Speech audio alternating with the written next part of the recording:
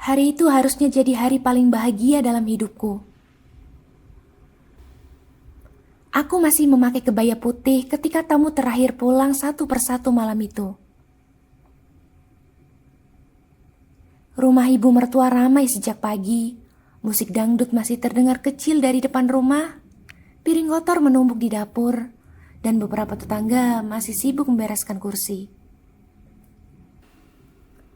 Aku duduk di kamar pengantin sambil melepas tusuk konde yang membuat kepalaku sakit sejak siang. Rasanya lelah sekali, tapi aku tetap tersenyum. Aku resmi jadi istri Arga. Lelaki yang selama ini selalu terlihat sederhana dan perhatian. Pintu kamar terbuka pelan. Arga masuk sambil melepas jasnya, wajahnya terlihat tegang. "Ran, aku mau ngomong bentar," kata Arga. Aku pun menoleh. "Kenapa?" tanyaku. Dia duduk di sampingku. "Biaya syukuran tadi ternyata kurang. Banyak pengeluaran dadakan, catering nambah, sound system juga belum lunas," kata Arga. Aku diam mendengarkan. "Udah, ATM kamu mana? Aku pinjam dulu. Besok juga diganti." Entah kenapa dadaku langsung terasa gak enak. Tapi aku mencoba berpikir positif. Kami sudah menikah. Tidak seharusnya aku curiga. Aku mengambil dompet lalu menyerahkan kartu ATM beserta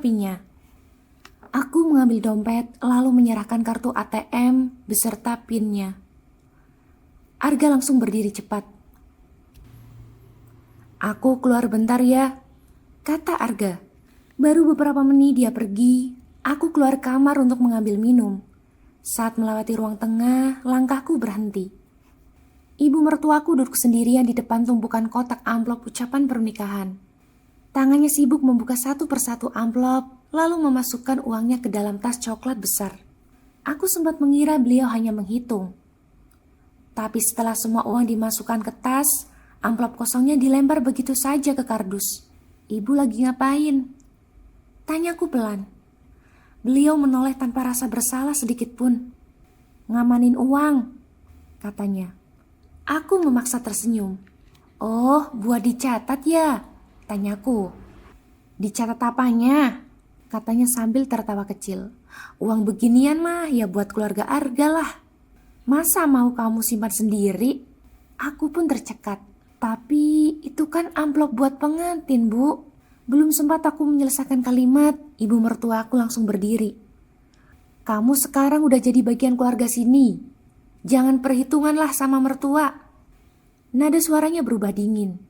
Aku memilih diam, tenggorokanku terasa sesak. Tak lama Arga pulang. Aku langsung menariknya ke dapur. "Mas, uang amplop tadi diambil semua sama ibu."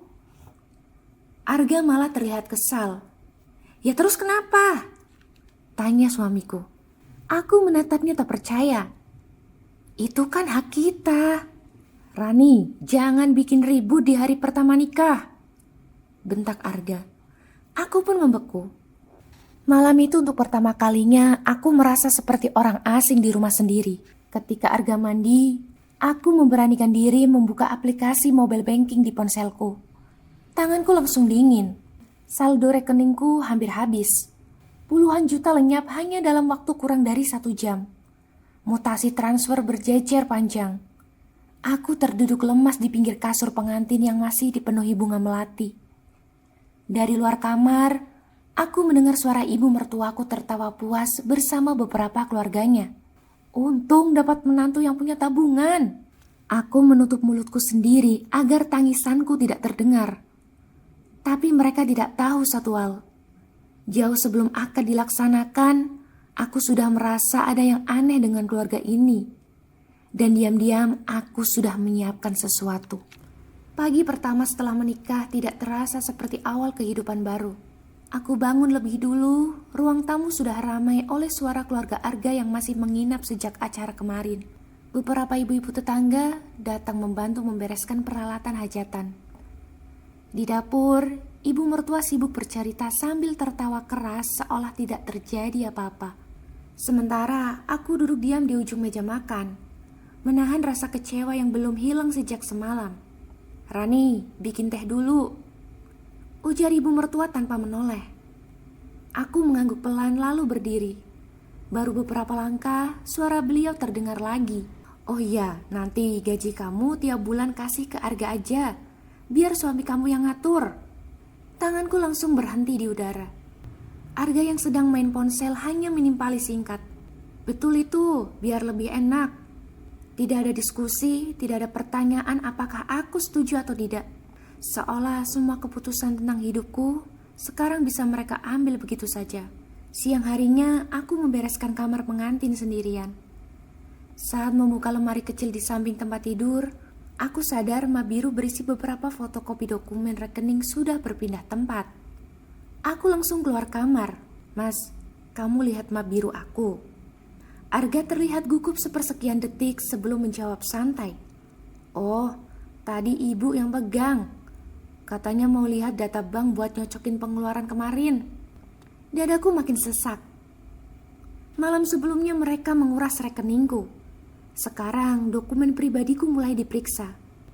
Aku mulai sadar ini bukan sekedar soal biaya syukuran. Mereka memang sedang mengincar uangku. Malam itu aku pura-pura tidur lebih dulu. Sekitar pukul 11, suara pintu kamar terbuka pelan. Dari celah mata, aku melihat Arga keluar sambil membawa ponselku yang sedang diisi daya. Beberapa menit kemudian, aku mengikutinya diam-diam. Dari balik dapur, aku mendengar suara ibu mertua berbisik. "Saldo sisanya berapa?" "Sedikit lagi," jawab Arga lirih. "Tapi kayaknya masih ada rekening lain." "Udah, cari tahu. Jangan sampai kita kecolongan." Aku pun langsung mematung. Tanganku gemetar menahan marah. Selama ini aku pikir Arga menikahiku karena cinta. Tapi malam itu aku seperti mendengar wajah asli mereka untuk pertama kali. Aku kembali ke kamar tanpa suara. Tangisku sudah tidak keluar lagi. Yang tersisa cuma rasa dingin di dada. Aku mengambil laptop dari dalam koper, lalu mulai memeriksa semua akses rekening dan dokumen penting. Untungnya jauh sebelum menikah, aku sudah memindahkan sebagian besar aset ke rekening perusahaan yang tidak menggunakan namaku langsung. Hanya rekening tabungan biasa yang mereka kuras. Aku menarik nafas panjang, lalu membuka folder tersembunyi di laptop. Di sana sudah ada beberapa rekaman percakapan yang diam-diam kusimpan sejak masa lamaran. Termasuk ucapan ibu mertua yang pernah berkata, "Perempuan kerja itu enak, bisa bantu keluarga suaminya." Dulu aku menganggap itu candaan. Sekarang semuanya terasa berbeda. Sejak awal, mereka memang menghitung apa yang bisa mereka ambil dariku. Keesokan harinya, ibu mertua tiba-tiba bersikap manis di depan keluarga besar. "Rani ini menantu kesayangan ibu. Rajin, pengertian, gak pelit lagi," katanya. Kalimat terakhirnya diucapkan sambil menatapku tajam. Aku membalas dengan senyuman tipis. Untuk pertama kalinya sejak menikah, aku berhenti berharap mereka akan berubah. Dan sejak hari itu, aku mulai menyiapkan balasan dengan caraku sendiri. 3 hari setelah menikah, aku diajak Arga untuk tinggal bersama ibu mertua. Setiap pagi selalu ada pembicaraan soal uang. Kadang tentang cicilan mobil Arga yang menunggak, kadang tentang utang usaha keluarga yang katanya harus segera dibayar. Anehnya, semua obrolan itu selalu berakhir dengan tatapan ke arahku. Seolah aku adalah jawaban dari semua masalah mereka. Siang itu aku baru pulang kerja ketika mendengar suara ibu mertua dari ruang tengah. "Kalau memang sayang sama suami, ya bantu total. Masa istri simpan-simpan uang sendiri?" Aku melepas sepatu perlahan.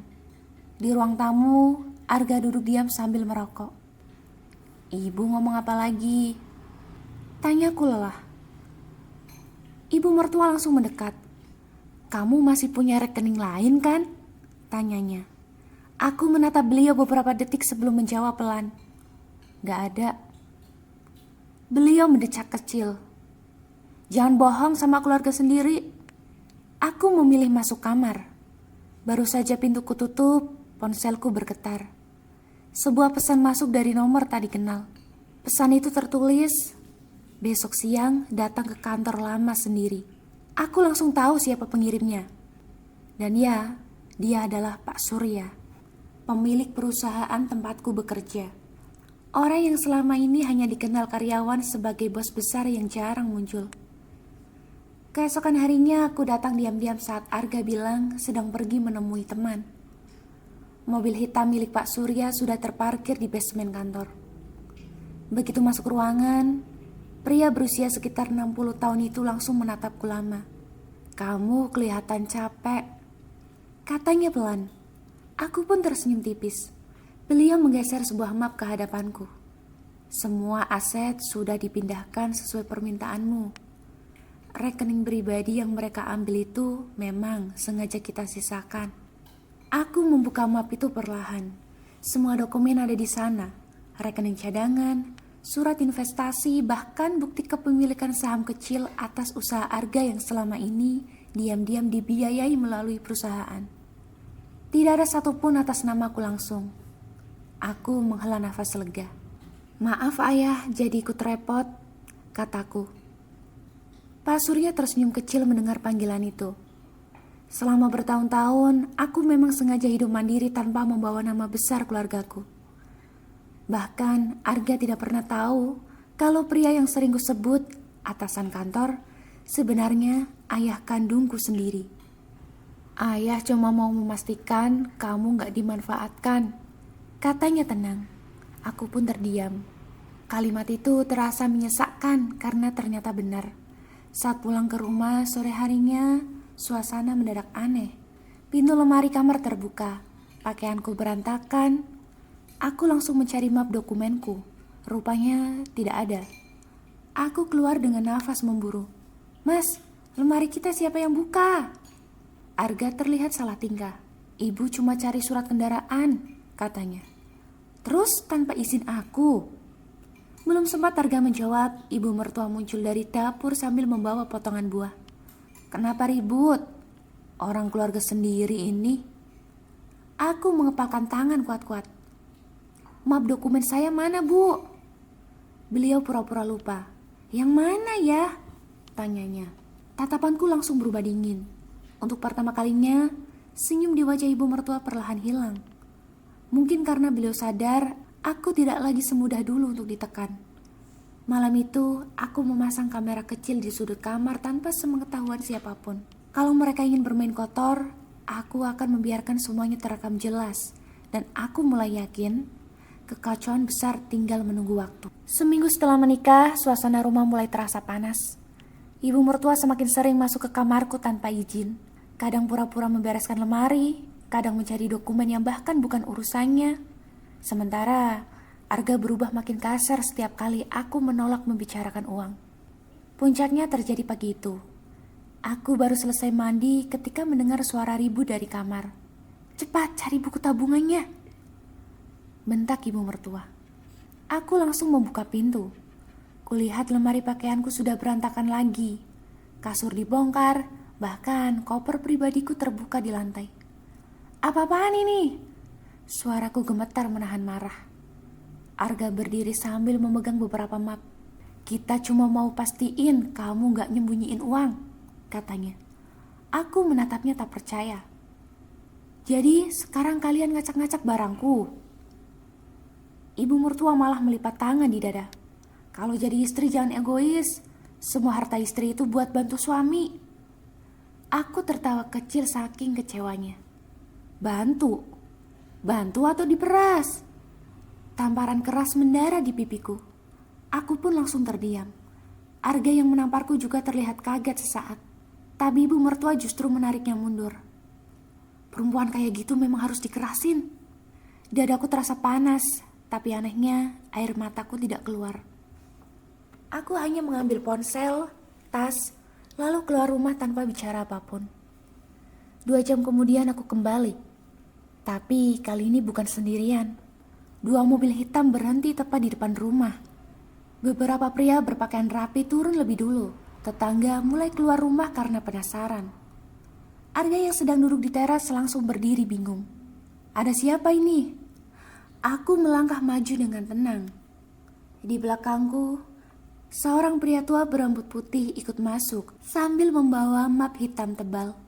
Penampilannya sederhana, tapi auranya membuat ruang tamu mendadak sunyi. Ibu mertua mendekat dengan wajah yang kesal. "Rani, kamu bawa siapa?" Pria itu menatap seluruh isi rumah sebelum menjawab pelan. "Saya ayahnya Rani." Ruangan langsung hening. Wajah Arga berubah pucat. Ini maksudnya apa?" tanyanya. Pak Surya duduk perlahan di sofa. Seorang notaris meletakkan beberapa dokumen di meja. "Saya datang karena anak saya diperlakukan tidak pantas di rumah ini." Ibu mertua tertawa kecil, mencoba meremehkan. Paling juga orang suruhan." Belum selesai beliau bicara, salah satu staf menyerahkan tablet kepada Pak Surya. Lalu suara rekaman mulai terdengar. "Cari tahu rekening lain dia. Itu uang pengantin, ambil semuanya aja. Perempuan kerja itu enak, dipakai bantu keluarga." Satu persatu suara rekaman mereka memenuhi ruang tamu. Wajah ibu mertua langsung pucat. Itu fitnah," katanya. "Fitnah?" Pak Surya membuka map hitamnya. "Termasuk rekaman saat kalian membongkar lemari anak saya." Arga mulai panik. "Pak, ini cuma salah paham," kata Arga.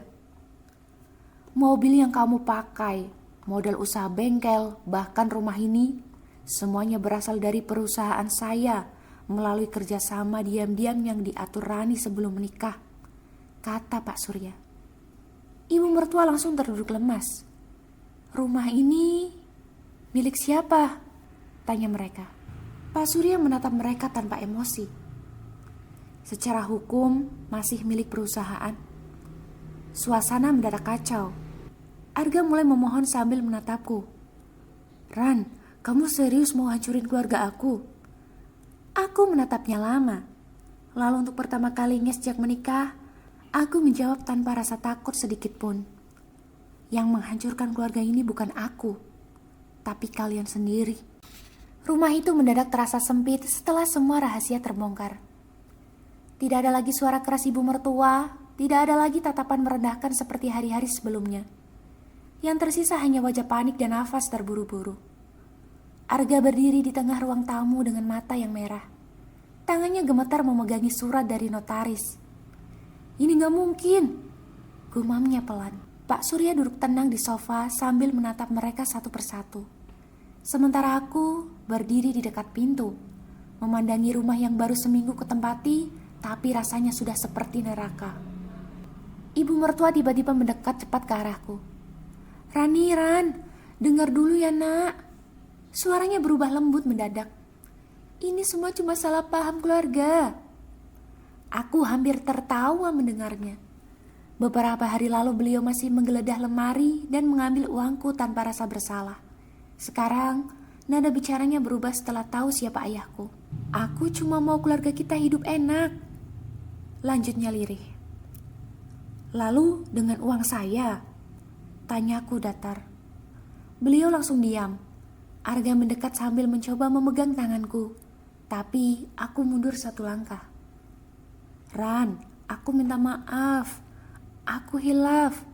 Aku cuma kepikiran utang bengkel sama cicilan."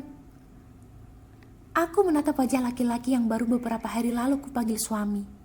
Aneh sekali. Sekarang aku tidak melihat cinta sedikit pun di matanya. Yang ada cuma ketakutan kehilangan semuanya. Pak Surya membuka suara. "Kesempatan untuk jujur sebenarnya sudah saya tunggu sejak awal." Arga pun menunduk. "Tapi kalian memilih memanfaatkan anak saya," kata Pak Surya. Notaris kemudian menyerahkan beberapa lembar dokumen tambahan. Aku melihat wajah Arga makin pucat saat membaca isinya. Di sana tertulis, kerjasama bisnis dihentikan, penarikan seluruh modal, somasi pengosongan rumah. Ibu mertua langsung menangis histeris. "Jangan usir kami mau tinggal di mana?" Tak ada jawaban. Tetangga mulai berkumpul di depan rumah karena suara tangisan dan keributan makin terdengar keluar. Untuk pertama kalinya, keluarga yang selama ini terlihat paling terpandang di lingkungan itu mulai dipandang dengan rasa kasihan. Arga tiba-tiba berlutut di depanku. "Ran, aku mohon, jangan pergi." Dadaku sesak melihatnya. Bukan karena masih cinta, tapi karena aku sadar semuanya sebenarnya tidak perlu terjadi kalau sejak awal mereka memperlakukanku sebagai keluarga, bukan sebagai mesin uang. Aku mengambil cincin nikah di jariku perlahan. "Aku datang ke rumah ini bawa hati baik," kataku pelan. "Aku rela hidup sederhana. Aku bahkan gak pernah peduli kalian punya apa atau enggak." Air mata ibu mertua jatuh makin deras. "Tapi kalian malah sibuk menghitung apa yang bisa kalian ambil dariku," kataku lirih. Aku meletakkan cincin itu di atas meja. Semuanya terasa sunyi, bahkan suara nafas terdengar jelas. Sebelum langkah keluar, aku menoleh untuk terakhir kalinya. "Kalian bukan kehilangan menantu kaya," ucapku lirih. "Kalian kehilangan satu-satunya orang yang masih mau nolong keluarga ini tanpa pamrih." Tidak ada yang mampu menjawab. Aku berjalan keluar rumah bersama ayahku tanpa menoleh lagi. Di belakangku, tangis dan suara panik mulai bercampur jadi satu. Dan hari itu, pernikahanku yang bahkan belum genap 2 minggu, resmi berakhir. Dan kisah pun selesai.